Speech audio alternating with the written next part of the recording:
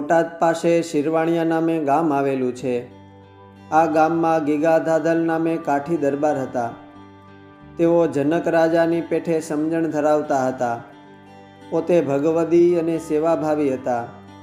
જે દિવસથી એમને સત્સંગ થયો એ દિવસથી પોતે શ્રીહરિને જ સર્વ કરતા હરતા જાણીને સુખ દુઃખમાં સમપણે રહી એકાંતિકપણે પ્રભુ ભજન કરતા હતા.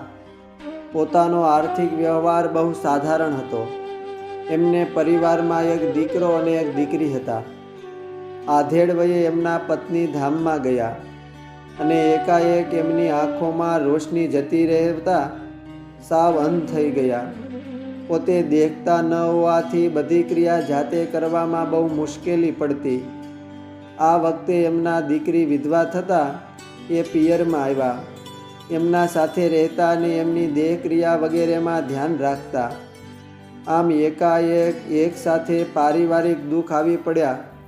પણ પોતે તો જે કરે હરીસો હોય એમ માનીને અહર્નિશ સ્વામિનારાયણ એમ ભજન કર્યા કરતા. હજુ તો થોડો સમય ગયો હશે ત્યાં એમનો દીકરો બીમાર પડ્યો અને પથારીવશ થઈ ગયો. એક દિવસ ગીગા બાપુ એમના ખાટલા પાસે બેઠા હતા ને ભગવાન શ્રીહરિનું ભજન કરતા હતા.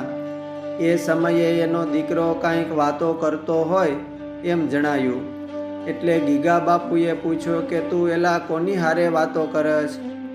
તો દીકરો કહે કે બાપુ, મને શ્રીહરિએ દર્શન દીધા છે અને કહ્યું છે કે તારું આયુષ્ય હવે પૂરું થયું છે, તો તું તારા બાપુને પૂછી જો. એ હા કહે તો તને અમે અક્ષરધામમાં તેડી જઈએ.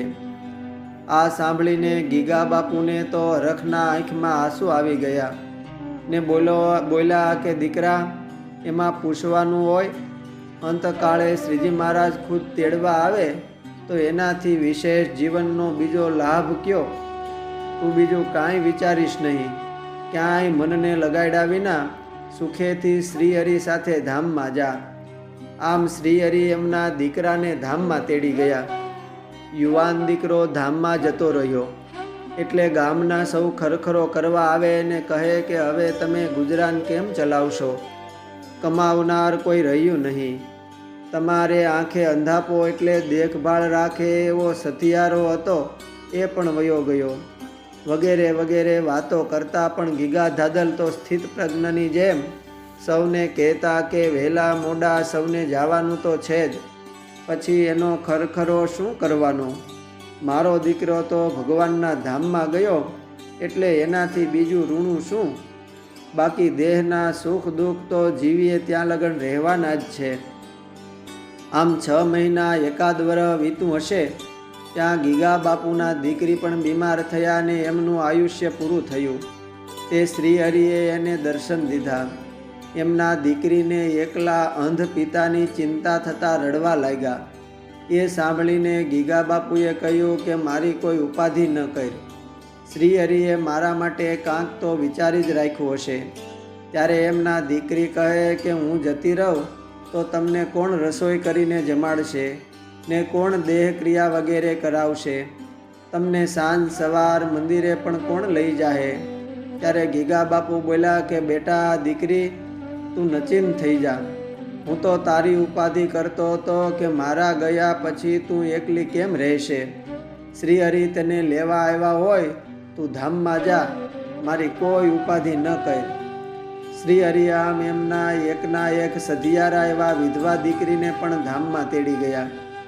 પણ ગીગા બાપુ તો જે શ્રીહરિએ કર્યું એ મારા સારું બરાબર જ કર્યું હશે એમ જાણીને અતિ ધીરજપૂર્વક ભજન કરતા હતા.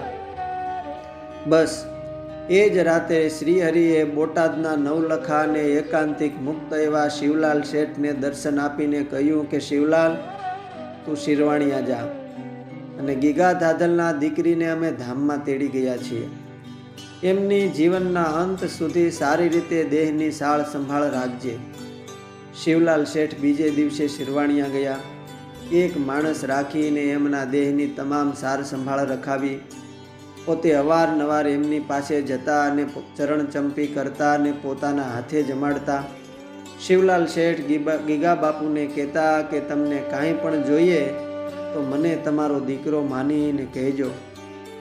સદગુરુ ભાયત્માનંદ સ્વામી પાસે વર માંગીને શિવલાલ શેઠે એમના 12માના દિવસે ધામમાં ગયા. ત્યારે પણ શિવલાલે ધામમાં જતા પહેલાં ગીગા બાપુની સાળ સંભાળ રાખવાની એમના પિતાને અને પરિવારને ખાસ ભલામણ કરેલ.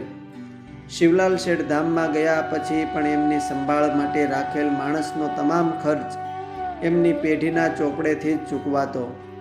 સમય જતાં ગીગા બાપુને શ્રીહરિ ધામમાં તેડી ગયા. ત્યારે એમની અંતિમ વિધિ તેમજ તેમનું શ્રાદ્ધ વગેરે પણ શિવલાલ શેઠના પરિવાર દ્વારા જ થયું હતું. અસ્તુ. જય સ્વામિનારાયણ. સહજાનંદી ભક્તિ સાગરના પુરુષ રત્નોમાંથી.